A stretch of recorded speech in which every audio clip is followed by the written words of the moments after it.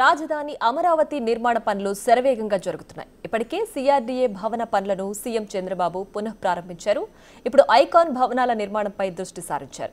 జగన్ సర్కార్ పనులను పట్టించుకోకపోవడంతో పునాదుల వద్ద నీరు చేరి పరిస్థితి అధ్వానంగా మారింది.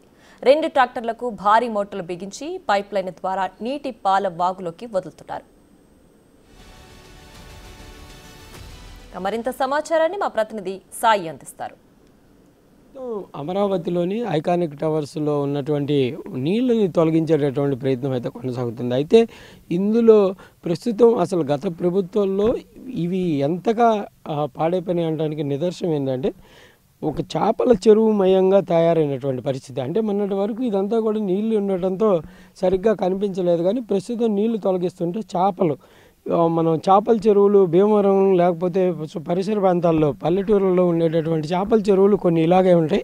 చేపల చెరువును తలపించే విధంగా ఇదంతా కూడా తయారైపోయిందనే విధంగా చెప్పొచ్చు. చేపలు చూడొచ్చు, చనిపోయినటువంటి చేపలు ఇవన్నీ కూడా బయటకు వచ్చి క్లియర్గా కనిపిస్తున్నటువంటి పరిస్థితి ఉంది. వీటన్నిటిని కూడా తొలగించడానికి కూడా ప్రత్యేకంగా చేపలు పట్టేటటువంటి బృందాలను కూడా రాష్ట్ర ప్రభుత్వం అయితే పిలిపిస్తున్నట్టు తెలుస్తుంది. ఎంతగా ఒక అంశం ఒక అభివృద్ధిలో ముందుకు వెళ్లాల్సినటువంటి పరిస్థితుల్లో దానిని పూర్తిగా వెనకబడే విధంగా చేసినటువంటి దానికి క్లియర్ నిదర్శనం అనే విధంగా కూడా స్థానికులైతే తమ యొక్క ఆవేదన వ్యక్తం చేస్తున్నారు.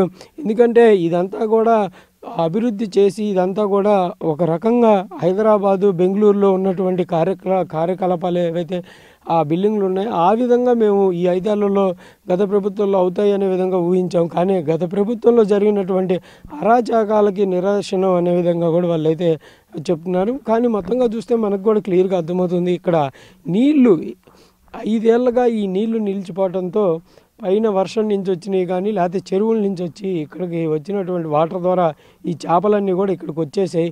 ఇవన్నీ కూడా స్టక్ అయిపోతున్నాయి. వీటన్నిటిని కూడా చాలా వరకు చనిపోయినాయి, కానీ లోపల చాలా బతికున్న చేపలే ఉన్నాయి అనే విధంగా కూడా మత్స్యకారులు కూడా కొంతమంది చెప్తున్నారు. వాళ్ళు కూడా చాలామంది ఇక్కడికి వచ్చి చూసి వెళ్తున్నారు. తీసుకోగలమా లేదా, ఎలాంటి పరిస్థితి ఉంటుంది అనేది కూడా వాళ్ళు పరిశీలించుకుంటున్నారు. కొంతమంది ఈ చేపల్ని పట్టేటటువంటి వాళ్ళకి కాంట్రాక్ట్ కూడా ఇచ్చినట్టు తెలుస్తుంది. వాళ్ళు ఈ 2-3 రోజుల్లో వచ్చి ఈ చేపల్ని పట్టేటటువంటి ప్రక్రియ కూడా ప్రారంభమవుతుంది అనే విధంగా చెప్తున్నారు. మొత్తంగా చేపలు అనేది క్లియర్ అయిపోయిన తర్వాత ఇక లోతుగా ఉన్నటువంటి నీళ్ళన్నింటిని కూడా తొలగిస్తారు. ఆ తర్వాత మట్టిని పూడ్చేటటువంటి ప్రక్రియ కూడా ప్రారంభమవుతుంది అనే విధంగా తెలుస్తుంది. కెమెరామెన్ సురేష్తో సాయి శంకర్, అమరావతి ఐకానిక్ టవర్స్ నుంచి.